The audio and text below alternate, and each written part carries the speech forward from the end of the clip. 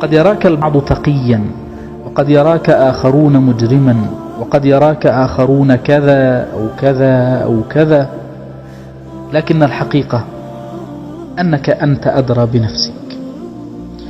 السر الوحيد الذي لا يعلمه غيرك هو سر علاقتك بربك. فلا يغرنك المادحون ولا يضرنك القادحون، لأن الحقيقة تقول: بل الإنسان على نفسه بصيرة. من خطورة العيش بين الطاعة والمعصية أنك لا تدري في أي فترة منهم ستكون الخاتمة.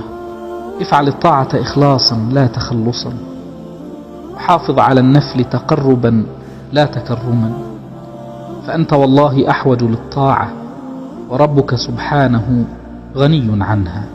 لا تجعل همك هو حب الناس، فالناس قلوبهم متقلبة، قد تحبك اليوم وتكرهك غدا، وليكن همك كيف يحبك رب الناس، فإنه إن أحبك جعل أفئدة الناس تحبك. والحرام يبقى حراما حتى ولو كان الجميع يفعله. لا تتنازل عن مبادئك ودعك منهم، فسوف تحاسب وحدك. لذا استقم كما أمرت لا كما رغبت. اجعل لنفسك خبيئة وسريرة لا يعلمها إلا الله، فكما أن ذنوب الخلوات مهلكات، فكذلك حسنات الخلوات منجيات. لقد رضي الله عن المؤمنين إذ يبايعونك تحت الشجرة، فلا تشغلك الأماكن الفارهة، فإن أعظم مؤتمرات التاريخ كانت تحت شجرة. اللهم إني فوضت أمري إليك. قال أحد العلماء: إني أدعو الله في حاجة، فإذا أعطاني إياها فرحت مرة، وإذا لم يعطني إياها فرحت عشرات المرات، لأن الأولى اختياري، والثانية اختيار الله علام الغيوب. جميلة هي الثقة برب العباد، والله يعلم وأنتم لا تعلمون.